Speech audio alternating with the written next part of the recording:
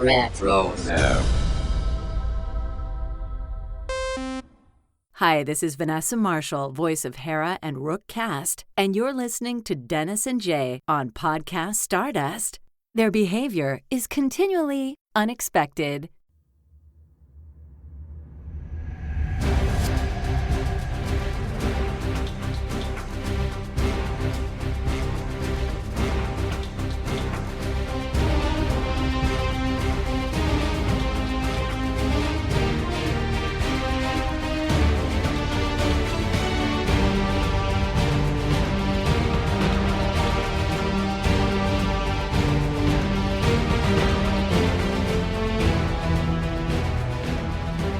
Hello, and welcome to Podcast Stardust. This is the fully armed and operational podcast dedicated to Star Wars news, reviews, and discussion. I'm Dennis Keithley. And I'm Jay Krebs. And we're going to end the week like we usually do with a look at some recent Star Wars news. But you want to go ahead and remind everyone, Jay, where we can be found on social media? Sure thing. You can get your weekend started with us or any day on Facebook and Instagram at Podcast Stardust. Okay. Yeah, and on that note, there's been no Facebook posts lately because apparently the authentication token for my posts has expired on Facebook. Oh, And no. it's been a devil to get that fixed. And I didn't notice it until recently, and the fix just keeps not taking. So hopefully I've got that done and you'll start seeing the posts there again. And if not, then I'll start doing them manually. But just anyways, in case anyone wondered why I wasn't posting, it was not intentional. So here we are. There you go. Oof. Okay, well, with that out of the way, the dish is lined, the signal's boosted to maximum output, the shield is down, we are now broadcasting the galaxy. Here we go, wrapping up the week with news. And up first, it's the subject that just will not die. Someone has to ask Rian Johnson about whether he's ever going to direct another Star Wars movie. And so he was talking to Empire Magazine. He's out promoting the next movie in the Knives Out series.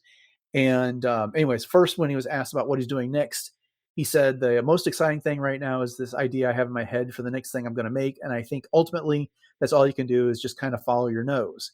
If I had to define it genre-wise, I'd say it harkens back to the 70s paranoid thrillers. It's got a light sci-fi element to it. So not Star Wars. But then when asked about on whether he's ever going to come back and do Star Wars, he said, that cog will be turning the rest of my life. I love Star Wars. And if someday it makes sense to come back to it for both of us, be the most wonderful thing in the world. So I don't know what else is really to talk about that we haven't said 100 times over before. He currently does not have his trilogy in production here. And it sounds like, if anything, him coming back to Star Wars is aspirational at best. Mhm. And honestly, it's just kind of like, if I'm betting, it's never going to happen on that. But, what's your take? Yeah, I mean, we've looked at this so many times, like you said, and Rian Johnson did an amazing job with what he did for Star Wars. But I mean, if the conditions are right, I mean, that's a lot of things that he said, cogs that have to be in motion. I mean, there's got to be a creative fit, there's got to be some timing, some mutual interest, all the things. But I mean, I can't imagine somebody that's worked on Star Wars wouldn't want to return to Star Wars if all of those things could fall into place. So maybe someday idea is a great thing, but I'm with you. I don't see this happening in part of our rotation of what ifs of Star Wars movies. Yeah. And as we know, there's so many other Star Wars projects that are being discussed or in develop, two that are currently in production at some point, in various stages here. It seems like they've got plenty on their plate, and unless he just comes back with a grand slam of an idea, I just don't see it happening. And and he really seems like he's content doing what he's doing with Knives Out, and those are good movies. I've enjoyed them, and they're quite good. And so yeah, I just don't see that happening anytime soon. All right, well, enough said about that. You can go back to any number of news episodes and hear our thoughts on Rian Johnson and whether ever he's going to do another Star Wars movie again. But the other Star Wars movie that was never to be, that we are just now hearing about it, Adam Driver, in a story that was released to the AP, had attempted to develop a new Ben Solo movie that was to be called The Hunt for Ben Solo. And he basically said, I was always interested in doing another Star Wars, and I had been talking about doing another one since 2021. Kathleen Kennedy had reached out. I always said, with a great director and a great story, I'd be there in a second. I love that character and loved playing him. He then went out and recruited Steven Soderbergh and Rebecca Blunt to help develop the story. And then they got Scott Burns, the Rogue One rewriter, to work up a script. And he described it as one of the coolest exploitative scripts that he had ever been a part of. Lucasfilm loved it. But then they took it to Disney, and Bob Iger and Alan Bergman, who's in charge of the studios, simply couldn't see past the death of Ben Solo at the end of The Rise of Skywalker. And then, as he said, that was that. And Soderbergh had to say in a statement, "I really enjoyed making the movie in my head, and I'm just sorry the fans won't get to see it." So there it is. I laid out the situation. What do you think of the Ben Solo movie that will never be? Well, I have lots of opinions, and I this is figured something you I would. kind of I went down a rabbit hole on myself because I couldn't go through more than a few posts at a time on Instagram without seeing somebody posting something about this and, taking the proverbial carrot and running with it kind of thing. But from what I understand, it would be a little, obviously difficult to do this since we know that Ben Skywalker died, Kylo Ren died at the end of The Rise of Skywalker. But I suppose you could do a lot of Force dyad kinds of resurrection sorts of things, but I just don't know how it's necessarily plausible. But Mhm. I love the fact that Adam Driver was so passionate about the fact that he wanted to do this. And from what I understand, he even said that this is one of the coolest scripts that he'd ever worked on, but it's gone now, One of the coolest So, expletive scripts I had ever yep, been a part of. That's what he yep, said. Yeah. exactly. Exactly. And I've seen him in other interviews as well, and he does let those explicatives fly quite often. Uh-huh. But I mean, he does have, not necessarily, from what I understand, he doesn't have direct script writing experience, but he has served as an executive producer on several of his recent projects. 65, Ferrari, which I have not seen. 65 I thought was pretty good. Mhm. But I mean, that means he's been increasingly, involved in different development decisions for movies. It's just sad that it couldn't take place. I mean, I guess there's some ways that you could justify how Ben Solo could have, done this, but who knows? What do you Yeah. So very mixed feelings on all of this. I liked Ben Solo. I liked Kylo Ren. think? I think perhaps the way they pulled off his redemption at the end of The Rise of Skywalker was a little bit muddled when it comes down to it. I've never been a big Reylo fan. That's just not been my interest in that character. And frankly, I know there's a lot of people that want to see Ben come back solely for that, so that he Mhm. and Rey could be a couple, which I've never been about.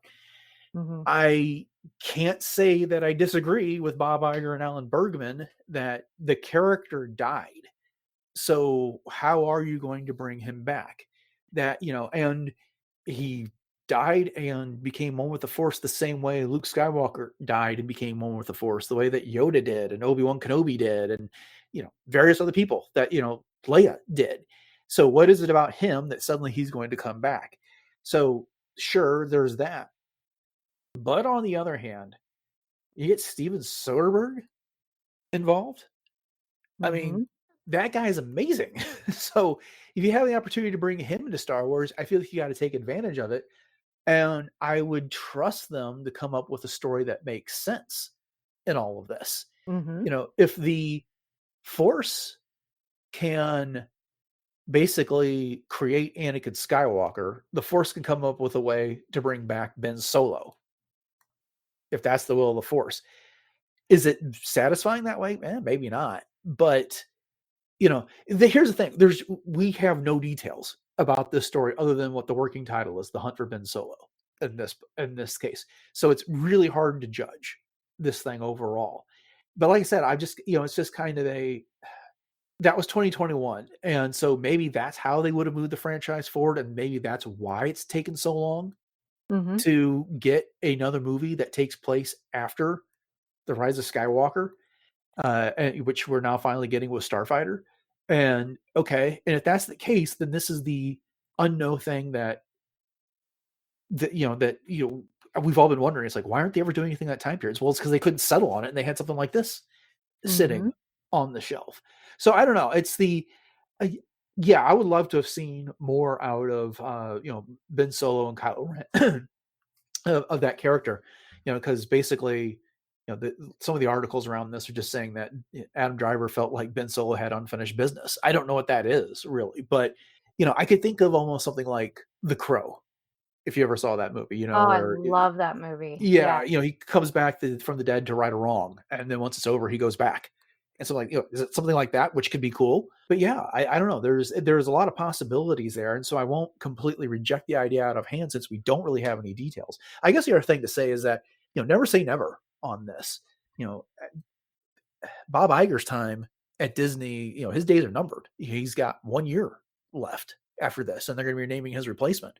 And who knows if Alan Bergman's still going to be there at that time, and maybe someone else at Disney looking for blockbuster movies decides to reach out and talk to him about this. But one of the things Adam Driver said is that since this movie is now dead, is not happening, I can talk about it now.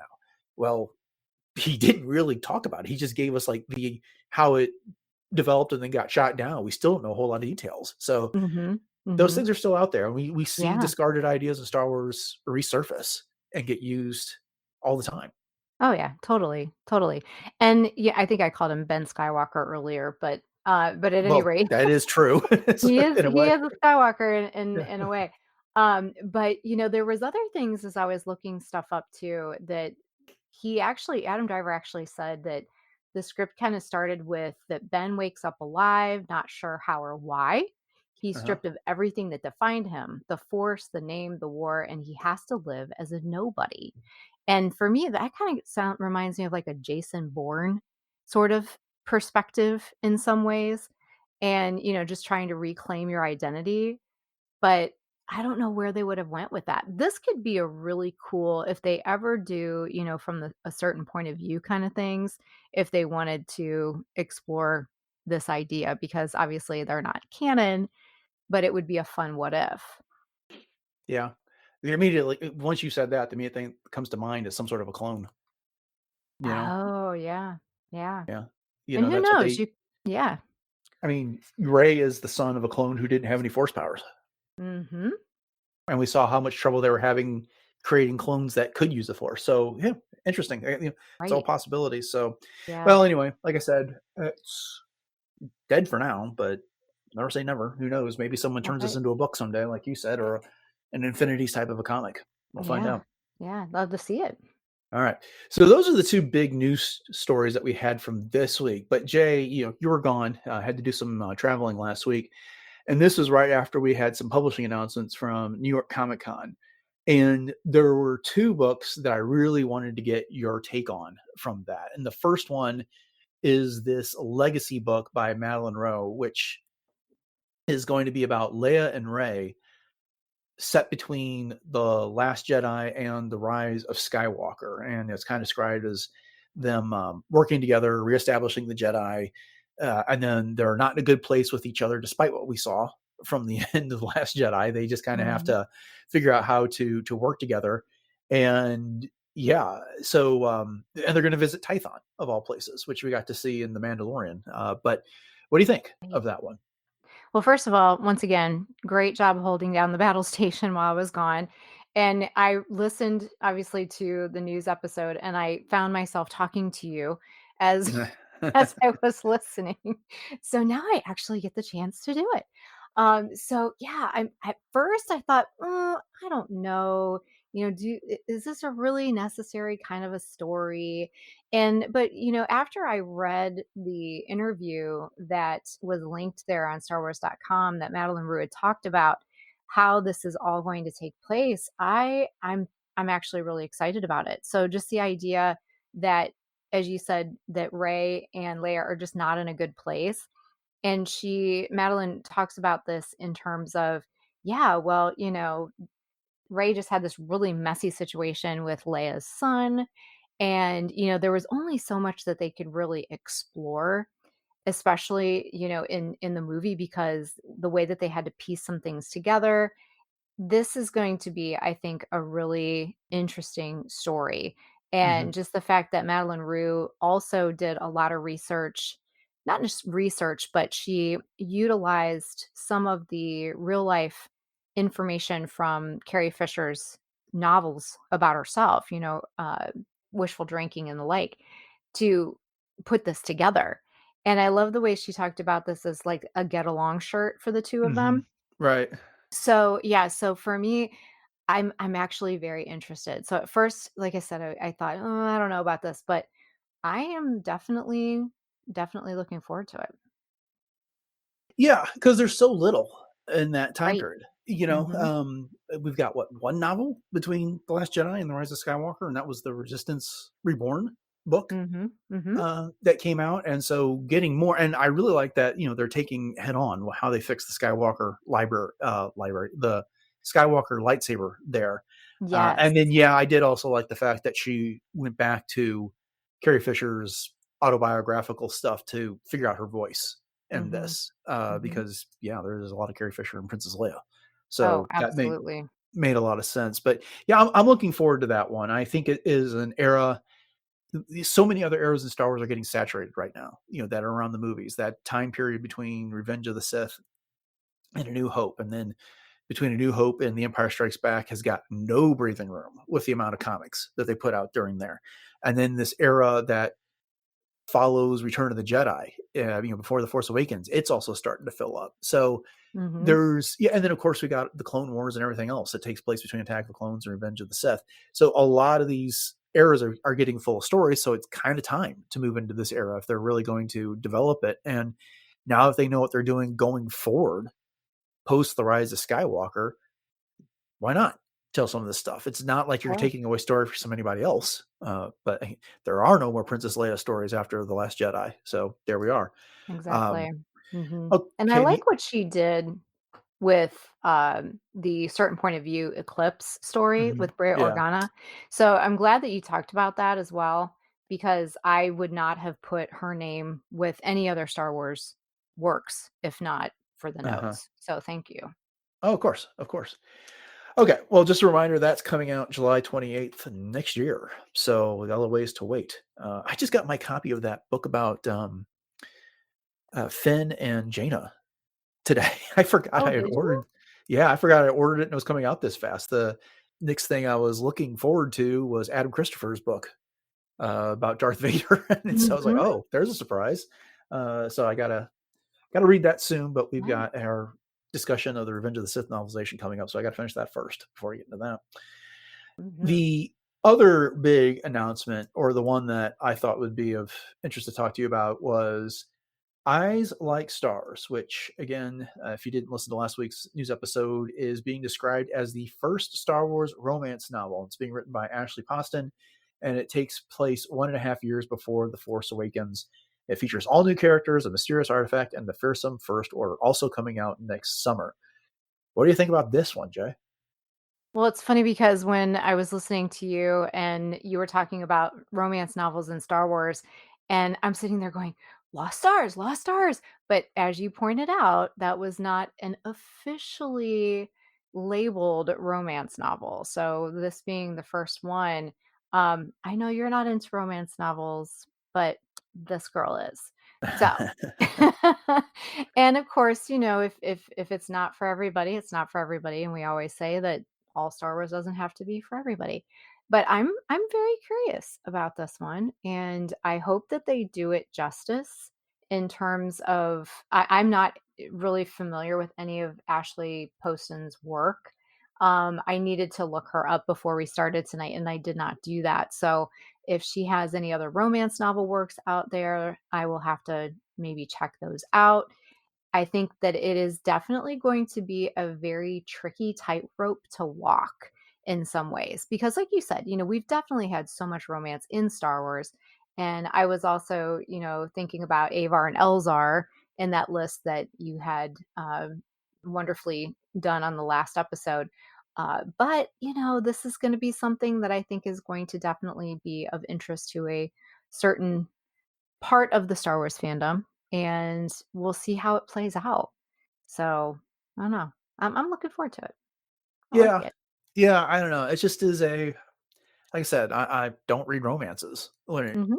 comes down to it. And okay, making it set in Star Wars is mildly more intriguing here, but I just need more information. As we get Sure. closer to time, they start releasing excerpts and the like. I'll read them and see what I think, but I just don't want to know what it means necessarily for it to be a romance and a young adult romance set in Star Wars. So Right.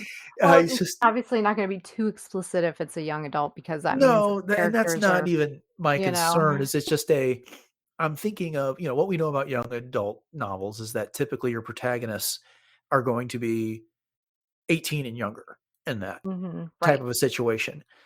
Well, okay.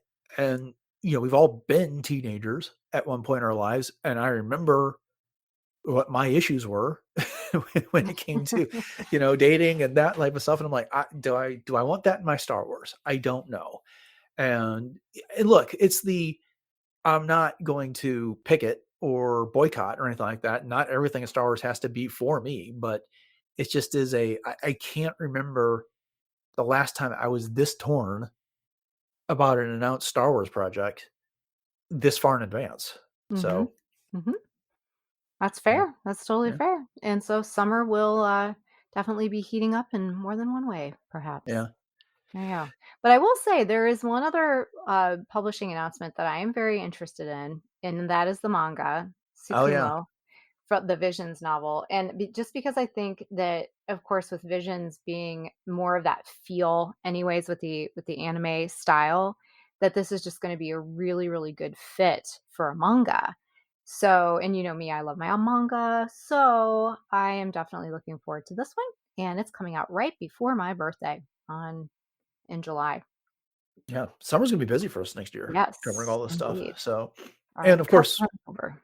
yeah, we don't even have the entire publishing schedule for next year. They're just releasing a few things at a time. And of course, the other thing I was happy to see, and I figured you'd be happy too as well, is that they are telling more High Republic stories. Now they're doing it Yes. through the Star Wars Adventures label with Dark Horse, so which we Mhm. really didn't get into at all with the first three phases.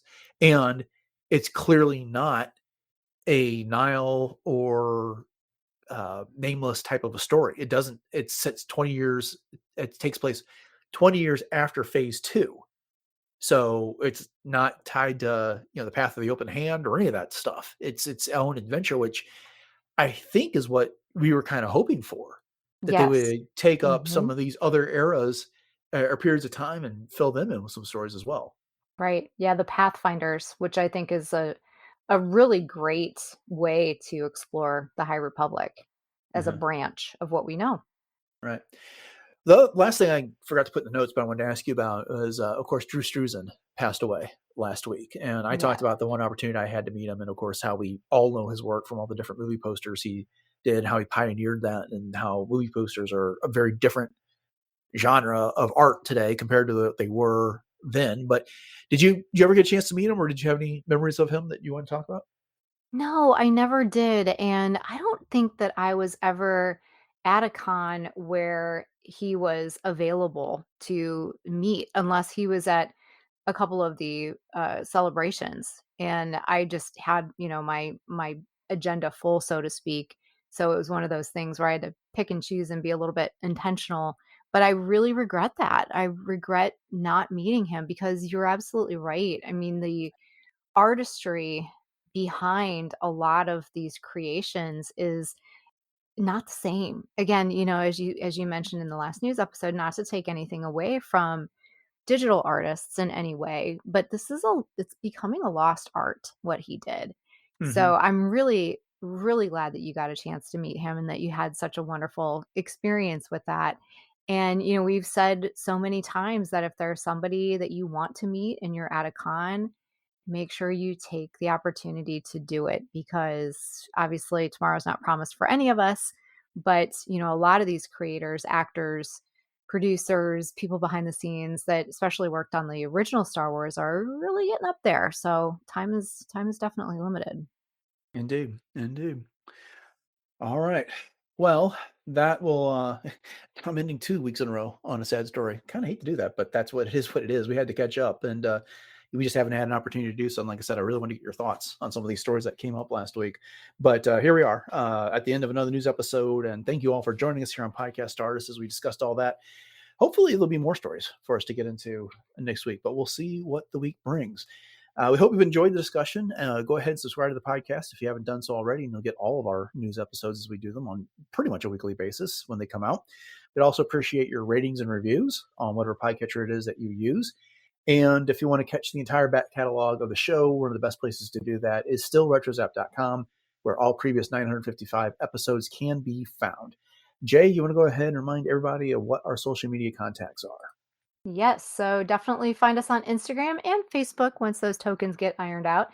And we are at Podcast Stardust on both of those, as well as YouTube and YouTube Music. So please head over to all those, like, subscribe, share those out, leave us some comments, react to our news stories or anything else. And we also maintain a Pinterest page with lots and lots of boards over there. So if you are in need of any inspirational things for anything Star Wars, you can head on over there. And we also have a TeePublic store, which has all of our different show logo designs available for purchase on tons of different products. So you can get t-shirts and sweatshirts and different types of home goods, like even coffee mugs and wall hangings, blankets, tote bags, all kinds of fun things. And we always say, if you do happen to get anything, please let us know by tagging us on your social media. And thank you in advance for all those purchases, because those do help to support the show. So one thing I forgot to put in the notes that I want to add, the listener question show I did at the beginning of the week is getting a lot of feedback that people want to see more of those shows coming up. And I'd love to do them. We just have to get the questions here. Yeah, so I'd love to be part of it. Right. So one of the ways you can do that is make sure you post those questions on one of our various social media pages. Facebook and Instagram would be the best two. The other really great way to do that was to hit us up on email. So podcastartist@gmail.com would be a really great way to reach us. So if we start getting those, then we will consider doing another one. But I had a lot of fun recording that episode, and I know Jay would love to do it as well, like she just said. So hit us up with your questions. And once we collect enough, we will put another one of those shows out because we're always looking for ideas. And those are great stepping off points for an episode. Okay. With that said, coming up on the show on Monday, our schedule has completely gotten shuffled for this month. Normally, we do our Revenge of the Sith episodes on like the second or third Wednesday of the month, but we're going to be putting that on Monday so that we can make way for a Halloween-themed episode on Wednesday. We'll be discussing Kevin Scott's Tales of the Nightlands 1 and 2, so make sure you stick around for those. Okay, thanks for listening to episode 956 of Podcast Stardust, everyone. Have a great week, and until next time, may the Force be